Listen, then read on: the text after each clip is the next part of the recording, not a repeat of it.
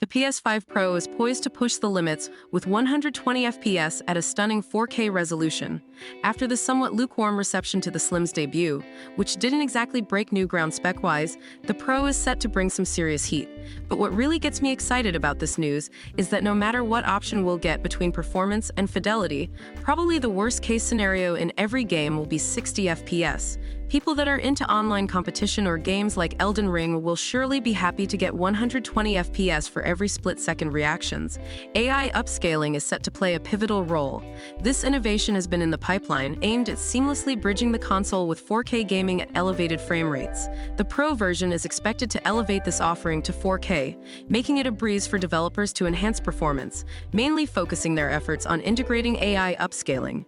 Notably, the PS5 Pro's 23.04 teraflops would give it twice the raw processing power of the current PlayStation 5. Let me say it in a different way, double the performance. I'm sure games like Final Fantasy XVI, Alan Wake 2, and JEDI Survivor will greatly benefit from this. Regarding additional features, speculation surrounds a detachable Blu-ray player akin to the new PS5 Slim, providing players with an all-digital option for the Pro variant, with the possibility of a $70 add-on as an accessory. So yeah, just like the PS5 Slim, the Pro will come with a detachable disc drive. But to truly embrace the 120 FPS revolution, your TV setup needs to be up to snuff. This means having a display that not only supports a 120 Hz refresh rate, allowing for 120 updates per second, but also is HDMI 2.1 compliant, ensuring it can handle a bandwidth of 48 gigabits per second.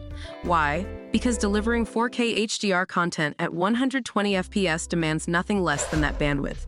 What I really don't want is to buy a PS5 Pro and boot up games like RDR2 and AC Unity, only to play them in 1080p at 30 FPS. Sony needs to do something about unlocking the frame rate and automatically upscaling these games.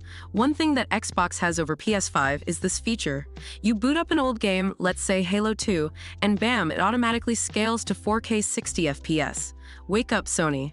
I've been waiting for over a year now to replay RDR2. It's just sitting there in my library. So, if you're not going to update the software of the PS5 to do this, do something with the PS5 Pro. Isn't that crazy? One of the main factors for me is playing older games at 4K 60. You know what else I find ridiculous? These so-called remasters. And you need to pay either full price or a small fee of $10 to $20 to upgrade your PS4 version to PS5. Absolutely ridiculous. They call it a remaster, and all they do is go into the main code of the game, for simplicity, let's say a doc file, and change some lines of code. It looks something like this. Trust me, I've done it before with GTA 4 on PC. Changed view distance, shadow values, frame limit frame to interval of refresh rate. Really guys, it's that easy. It's not rocket science. They make you think it's rocket science. Oh, we need to do this and that and pay developers. And it's time consuming. We worked hard on this remaster, but we don't want you to pay full price if you bought the game before, so we'll only charge you $10. The Last of Us Part 2. Come on, Sony, you could have hired me for a day or two, given me the code for The Last of Us Part 2, and I could have done it in a day. And I'd test the game for a week, making sure it works properly. Tweaking and addressing bugs. 100% the game in a week, so I'm sure there are no graphical issues. And you know, I'd charge you maybe $2,000 for it. Not for remastering, because that would probably take me a day, but for playing the game for a full week. And every time I go into the PlayStation Store, I get a big sign, upgrade to PS5 version. Have you seen Digital Foundry's review? They tried really hard to show us the differences. And sure, there is a tiny bit of difference when you look at 4K fidelity mode, but it's at 30 FPS, and I don't know about you, but if you play at that frame rate, you should have just stuck with PS4 Pro. I play at 60 FPS no matter what. I can't go back to 30, it makes me motion sick.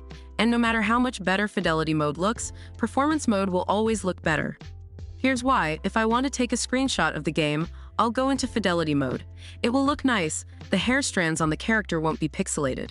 But as soon as I start to move, it will look and feel worse than any 1080p game at 60 FPS.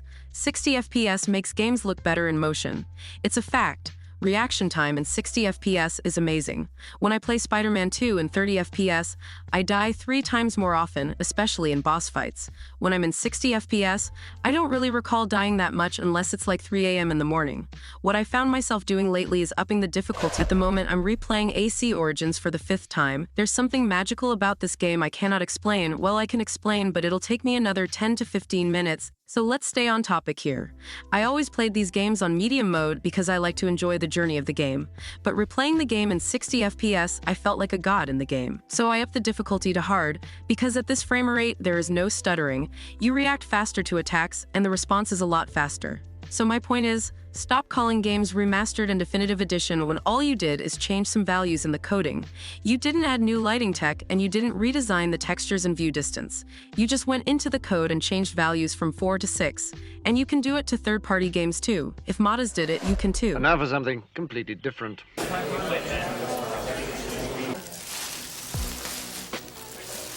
It was called the Emotion Engine due to Sony's intention for the PS2 to deliver rich, emotionally engaging, and immersive gaming experiences. This naming was part of Sony's marketing strategy to highlight the console's advanced graphical and processing capabilities. It was a photograph of these kids around the new PlayStation 2, and they were like, 11, 12-year-olds. So you think of that kind of age group. What is the appeal, you think, to adults? What is it about this system that really appeals to adults? I'm not quite sure. It's hard to say on that. I mean, I don't know if you're going to put this on television, but you don't even know what you're talking about. Attention to detail and replicating various vehicles and tracks was unmatched, providing a highly immersive racing experience. Real life, and nobody will have had to sit down for hours and animate it. I can't think of anything right off that we won't be able to do on the next generation PlayStation. I want to explore a topic that probably nobody talks about. When the PlayStation 1 made its grand entrance, it wasn't just a launch, it was an industry-defining moment. It was the iPhone of the mid-90s. Sony's PS1 stood unchallenged, a titan in a league of its own, embodying the pinnacle of gaming technology. The PlayStation 1 was a marvel of its time, boasting features that were unheard of. It was like owning the most formidable gaming PC today, equipped with a Core i9 processor and a GTX 4090 GPU, but you only paid $299 or $500 when adjusted to inflation. Imagine the awe and the sense of superiority that came with having the most advanced gaming technology at your fingertips. It's easy to forget that at one time, Nintendo had the superior specs in many ways. N64 had 4 megabytes of RAM. On the PS1's first rodeo, this console only offered 2 megabytes of RAM and memory. So, as you were running through your favorite games, you would have more of an opportunity to save those adventures on the N64. But here's where things get interesting. Nintendo stayed with cartridges while Sony embraced the CD format for games. While cartridges had their pluses, CDs gave the PS1 a significant leg up in several areas. For one, they fit more space, allowing developers to try things like putting more FMV cutscenes within a product. Several notable companies dedicated all of their resources to PS1 because of CDs. Square notoriously switched from developing Final Fantasy games for Nintendo consoles over to the PS1, which was a huge blow to Nintendo's console dominance. On the N64, it was virtually impossible to spread out a game over multiple cartridges. This was extremely